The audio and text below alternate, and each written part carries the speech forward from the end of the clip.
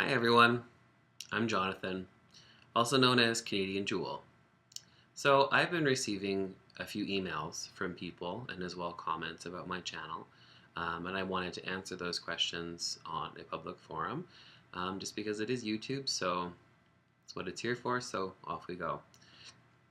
So one of the first questions that I received, and actually one of the number one questions I received is, who are you? Why don't we ever see videos of you posted onto your channel? It is YouTube, so I mean, one of the biggest things about YouTube is broadcasting yourself. I've never been much one for doing that, so I mean, the fact that I'm doing this today kind of shocks me. But I wanted to show the people who are watching my channel that I am listening to their comments, and this is me. The other question that I wanted to address, there's actually a couple questions that I wanted to address, is why don't I give reviews of the short films that are on my channel? The primary reason that I don't give reviews on my channel is for the same reason that I dislike reviews. I'm a very strong-minded person, and I'm very opinionated, and typically when people have those qualities, they can either make or break or kind of muddle someone's own interpretation of something that they see. When I go to see a film, whether it's in a movie theater or if it's low budget at a film festival, I don't read the reviews before I go and see it because I want to make an interpretation of the video myself. So that's basically the reason why I don't give reviews to my films. That's why I put on a lot of my films that I really enjoy when people comment about the videos that they see. I think it's really important to have a healthy dialogue about the films that are out there. At the same time, that opens up into another question, which is some of your films aren't gay. I'm here to say that there are a few films on my channel that are not gay. There's one of myself and my friends when I was in university, like 6 years ago, at a Vietnamese restaurant. There's a video of me landing in Halifax from Toronto on my way to school. But the ones that they're actually talking about aren't those ones. The ones that they're talking about are the films that I post that don't have a lot of gay context in them. I think that they do. The reason that I say that it's important for us to see a lot of these different types of short films is because as a gay man and a person with a large circle of friends with varying different opinions and different backgrounds and stuff like that, we all come from a very unique history that is unique to us as individuals.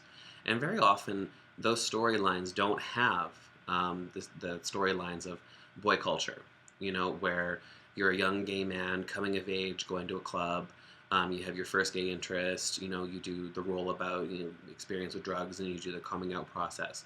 For a lot of us, that isn't the case at all. I'm from not a rural area, but I'm from a city in Western Canada, which is predominantly conservative, and I have a lot of friends who come from rural backgrounds. Which is why I have a big interest in a lot of the films that I'm posting that have a rural story to them. Most people don't come out in a gay bar. We come from various backgrounds, various coming out stories, and to be honest, a lot of them are very blasé.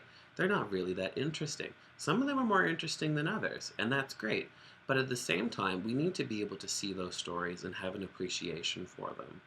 One of the biggest videos that I've posted that gets the biggest flack is one called Yeah, No, Definitely, which doesn't have a lot of sex in it. It doesn't have a lot of gay storyline to it. The thing is about those films is there's a lot of hidden meaning in that film about the connection between those two individuals. No one has to scream that they're gay in every single film that we watch. We don't have to see people who are giving each other blowjobs in a back alley. We don't need to see drag queens every single time.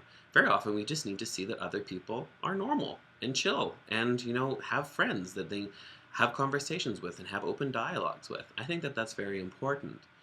I don't think that showing gay culture as a hypersexualized culture is important because it gives us a bad rap. It makes people believe that gay culture is the stereotype that they see, that we're all man obsessed, looking for sex at any chance that we can, looking to turn the straight guy, like all of these kinds of things. And I simply don't agree with it. The reason I don't agree with it is because I'm just another gay man, as are most of us. That's why we watch these films.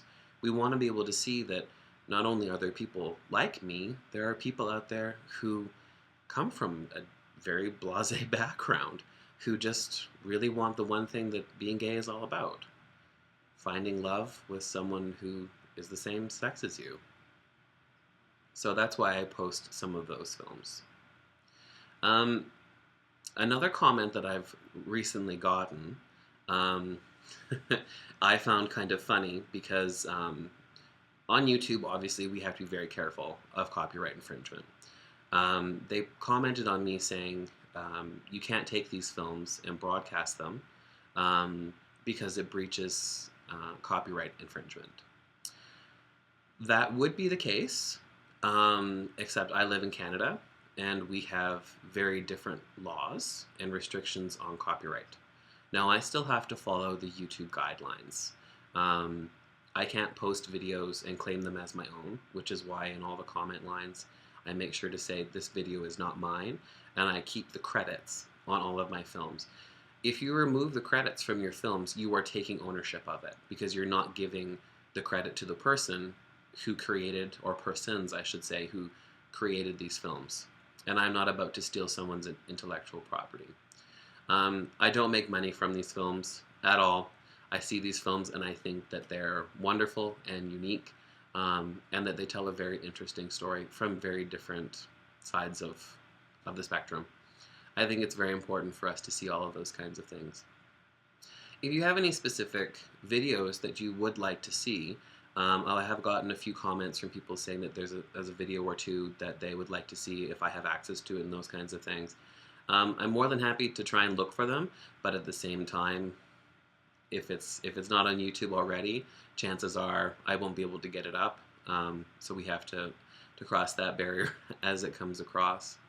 The other comment that I have received, this is mostly from people who are not from the Western part of the world, is what is it like to be a gay man in an open and honest culture or society? I'd have to say that it's really great. I enjoy it. I have been out since I was 14 years old. I have a very supportive family. I think everyone has their own coming out story that we all have to deal with. It is great, and for those who are out there who want to continue emailing me, by all means, feel free. I will do the best that I can to find you videos to watch, so that you can feel more connected to the culture that a lot of us live in up here. This is specifically to a user in Brazil. So I mean, I did get your message, and I think that it's great that you're looking at YouTube for an outlet. And for a lot of us, that's what YouTube was when we were coming out. Was let's look for storylines and for stories, TV shows, clips, whatever, that give an explanation or give us hope or any number of things as we venture out into the world as an open and honest person about who we are. Those are all the questions that we have. That I have. I'd like to thank you guys all for watching my videos. I will be putting up a few more. Keep the comments coming, and enjoy. Thanks for watching. All right.